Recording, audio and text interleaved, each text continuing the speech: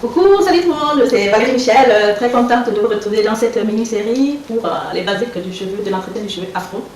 Voilà, si vous ne l'avez pas fait, je vous invite à le faire, à suivre les vidéos précédentes et peut-être les prochaines vidéos sur cette série, car c'est pour les débutantes et nous avons tous été débutantes un jour. Cette série de vidéos, je le fais en sorte que les personnes qui débutent aient un point de repère. Voilà, dans cette vidéo, je vous parlerai de 7 choses à faire pour favoriser la pousse de son cheveu. Voilà. Ces 16 étapes que je vais vous énoncer tout de suite sont des étapes qui permettent de limiter la casse du cheveu. Et qui dit limitation de la casse de cheveux dit pousse de cheveux.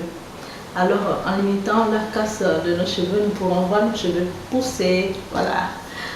Comme première étape, je vous recommanderais de laver toujours vos cheveux en session car c'est super important. Ça évite de se prendre la tête, ça évite d'avoir la phobie de se laver les cheveux ou de laver les cheveux de ses enfants. Voilà, c'est super important et ça fait du bien, ça évite que nos cheveux s'entremêlent quand on les lave en session. Et si on a de la longueur, possiblement de faire des braids ou des twists pour garder les cheveux en session ou tout simplement utiliser, comme moi je l'ai très souvent fait, avec des cheveux courts, des pompons. Voilà, c'est super important, ça facilite le lavage, ça empêche l'emmêlage des cheveux. Et comme deuxième étape, je vous dirais de garder vos cheveux toujours étirés.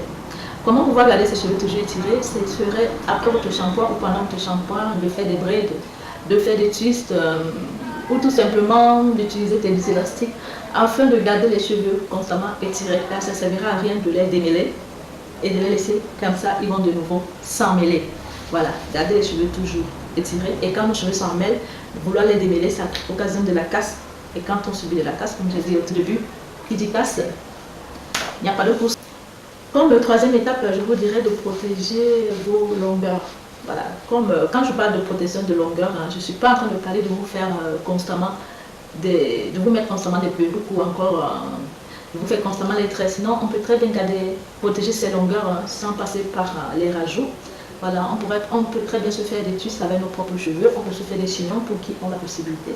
Voilà, éviter que nos cheveux soient comme ça, laissés à eux-mêmes là comme ça. Ils vont s'emmêler, ils vont se sécher et occasion de casse.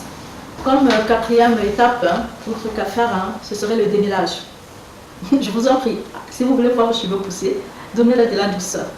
Car si on n'a pas la patience et la douceur avec nos cheveux au moment du démêlage, on va occasionner de la casse. Donc, dans cette étape, tout ce que je pourrais vous dire, c'est d'apporter de la douceur à vos cheveux quand c'est le moment de démêler et de constamment les démêler. Et pour les démêler, ne les démêler pas du tout à sec, il faudrait les humidifier ou tout simplement y rajouter de l'après-shampoing ou un leave-in avant le démêlage. Et voilà, la douceur.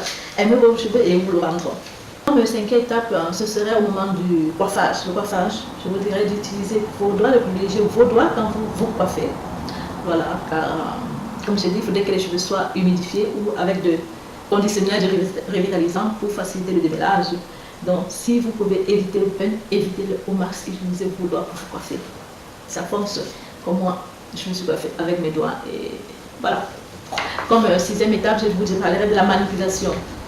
Évitez d'être constamment là à manipuler vos cheveux, car nos cheveux ils sont fragiles, ça c'est un fait, quoi. Ils sont fragiles. Alors en diminuant la manipulation ça peut être dans le coiffage, parce que je connais des personnes, ça arrive également à mes enfants qui sont constamment en train de se peigner. Voilà, si on se peigne constamment, voilà, il faudrait se défriser les cheveux, ou je ne sais pas quoi vous dire, mais pour ceux qui ont des cheveux et qui veulent la santé de leurs cheveux, évitez de les manipuler constamment. Comme septième étape, il s'agira de l'hydratation et du scellage. Ouais. Nos cheveux, il ne suffit pas qu'ils soient hydratés. Car s'ils sont juste hydratés comme ça, l'hydratation en longueur de journée va s'évaporer. Donc il faudra sceller l'hydratation. Ils doivent non seulement être constamment hydratés, vous ferez votre rythme à force de le faire. Si vous débutez une fois par jour, 2 fois par jour, vous verrez, ça fonctionne. À la longue, vous trouverez votre rythme. Car moi, à présent, par exemple, j'hydrate mes cheveux tous les 3 jours, tous les 2 jours. Alors qu'à mes tout début, je les hydratais tous les jours. Voilà, et il y a des méthodes d'hydratation, je le trouve également sur ma chaîne pour favoriser, pour permettre à vos cheveux d'être capables de garder constamment plus longtemps l'hydratation. Vous trouverez la Max Hydration méthode, je vous mettrai le lien. Voilà, la Lock méthode également, on peut l'utiliser, elle aussi, qui permet également de comprendre ce dont je suis en train de vous parler du silage et de l'hydratation. Voilà, voilà, dans cette vidéo, je vous ai donné 7 étapes, 7 trucs à faire pour 7 clés à appliquer pour avoir la santé du cheveu, pour voir vos cheveux pousser, pour voir vos cheveux gagner en longueur.